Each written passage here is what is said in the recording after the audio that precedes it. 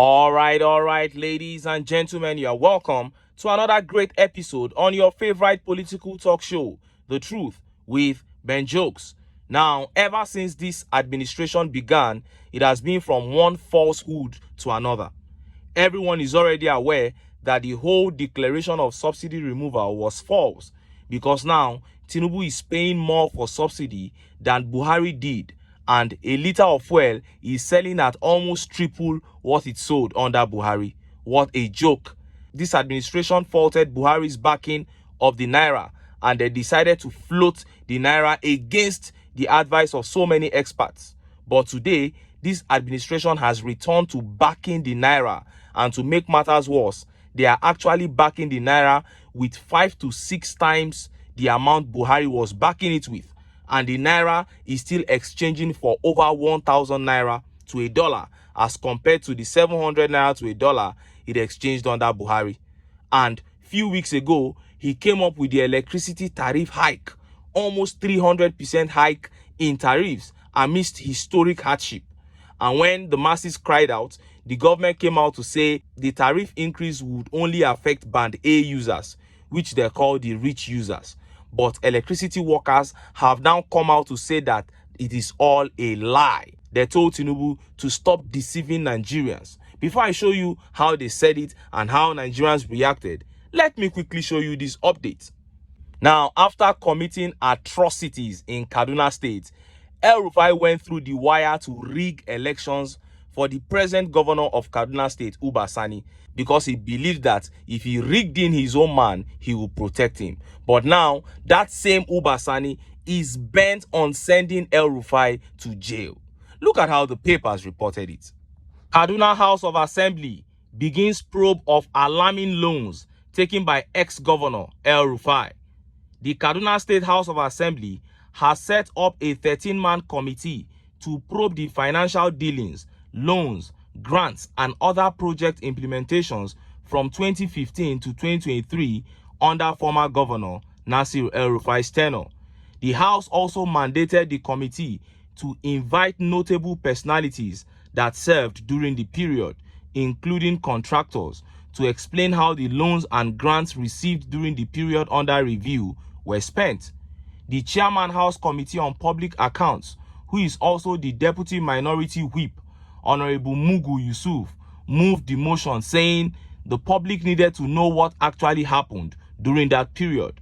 According to him, he moved the motion following the horrific comment made by the state governor Sani on March 28, 2024 on the financial situation of the state. People cast aspersions on the governor and the office, which is unfair.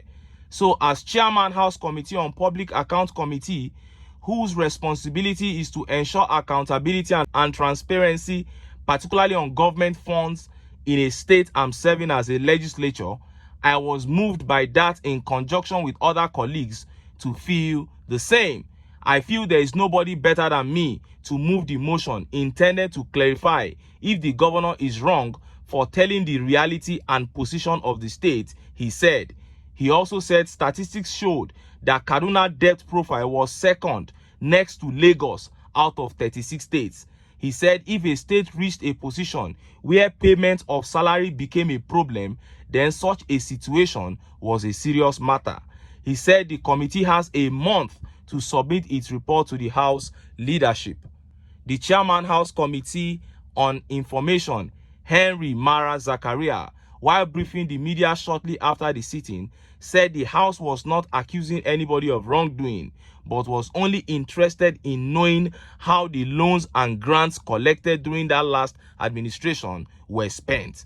He also said whoever refused to honor the invitation, the law will be used to summon them before the committee to explain what actually happened. El-Rufai is in trouble. You cannot commit all those atrocities that this man committed in Kaduna and you expect that you will go free. Now, this is his own man that he brought into power doing this to him. Let us see how he's going to navigate himself out of this, coupled with the fact that he has also fallen out with TINUBU at the national level. And look at how Nigerians reacted. Let's take a few tweet reactions. This tweet by the mayor says, everyone knows that El-Rufai is a looter. who emptied the pocket of his state before leaving office. We were expecting this long before now. And this tweet here says he took loans to finance his Fulani terrorist Almajiri brothers to continue their killings in southern Kaduna and Benue. Oh, and Trust God says APC fighting APC. Isn't that what we want? Now, let us look at how the electricity workers told TINUBU to stop deceiving Nigerians as regards the tariff hikes. Look at how the papers reported it. Stop deceiving Nigerians. Tariff hike will worsen socio-economic woes. Electricity workers tell FG. Workers in the nation's power sector have asked the federal government to stop deceiving Nigerians over the 300% hike in electricity tariff and called for its reversal to avoid further socio-economic woes. While advising the government to come clean on the hike and not be economical with the truth, they described the hike as nothing but another anti-people policy. Under the aegis of the National Union of Electricity Employees, NUEE, the workers warned that if any of their colleagues is attacked in the line of duty over the tariff hike, they would shut down power supply nationwide without notice. In a statement titled, "Hike in Electricity Tariff, Danger Looms," Acting General Secretary of the Union, Dominic, amongst others, wrote, NUEE is one of the critical stakeholders in the electricity sector, and it has been our major concern to see the delivery of constant, sustainable, clean, and affordable electric power to our dear nation. There has not been any meaningful improvement since after the privatization of the power sector.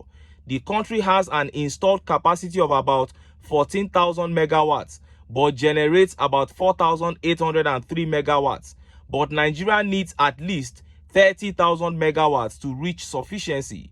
The recent hike in electricity tariff from 68 naira kilowatt per hour to 225 naira kilowatt per hour is absurd in a country where the majority of the masses are grappling with basic survival and an electricity access rate of about 55%. The justification given by the Nigerian Electricity Regulatory Commission (NAC) is that the hike is attributed to only Band A consumers, who make up only 15% of the electricity consumers and utilize 40% of the nation's electricity consumption.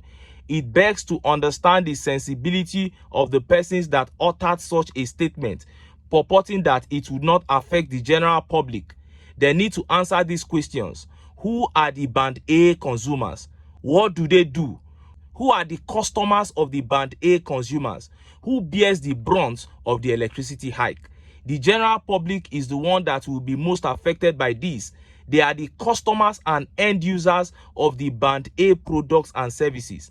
The additional cost will be transferred to the common man, so they are indirectly being exploited, notwithstanding their dwindling purchasing power and increasing impoverishment. Let's look at these two scenarios. 1. Company A uses 1,000 kilowatt per hour of energy in manufacturing and works for 24 hours a day. With the current hike, his daily energy costs will increase from 50,592 naira to 167,000 naira 400, which is an additional direct cost of 116,000 naira 808.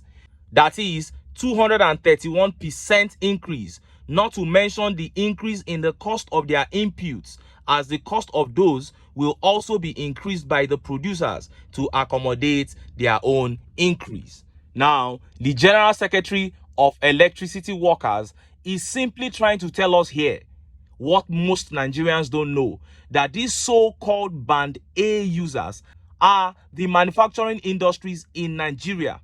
So now they have tripled their electricity bills, and they use this electricity in their companies. He said, so what the producers will simply do is to transfer that increase to their products. So things will become more expensive. Things coming out of those companies will become more expensive for Nigerians to buy. So it is still a way of stylishly making Nigerians pay more. It is still a way of stylishly taxing Nigerians. So the incident of tax falls on the people. This is what this administration has been doing, making life harder for Nigerians. This is the same thing they have done with import duties. You know fully well that over 80% of the products we consume in this country are imported from other countries. But in less than 10 months, TINUBU has increased import duties 3 times. If you ask them, they'll say they are trying to generate money, they are trying to raise money for the government. And then you begin to ask, what does the government want to do with money?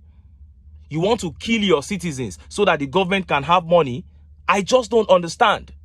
But I am not surprised. This is the APC and this is what they stand for. They have come to steal, to kill, and to destroy. Their aim is to make sure that Nigerians live in misery. And that is why we keep telling Nigerians that for us to have the country that we desire, for us to begin to feel the benefits, the dividends of being a citizen of an oil-producing country like Nigeria, we need to come together, put our sentiments aside, and kick the APC out of power. But until then, make I still enter town.